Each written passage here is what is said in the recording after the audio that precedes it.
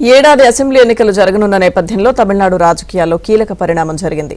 CM Stalin TVK అధినేత Vijay దూకుడుకు check పెట్టే దిశగా అన్నాడీఎంకే వ్యూహం రచించింది. ఈ క్రమంలోనే అన్నాడీఎంకే ప్రధాన కార్యదర్శి మాజీ ముఖ్యమంత్రి ఎడప్పాడి పళనిస్వామి ప్రకటన చేశారు.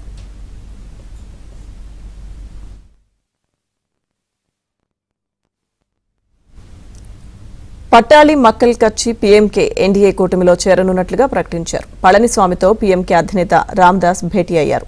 ఈ సందర్భంగా ఇరువురు నేతలు ఈ ప్రకటన చేశారు. అన్నాడీఎంకే బీజేపీ పీఎంకే కూటమిగా ఏర్పడ్డాయని, అవినీతిమయమైన డీఎంకేను గద్దె దించడమే తమ కూటమి లక్ష్యమని పేర్కొన్నారు.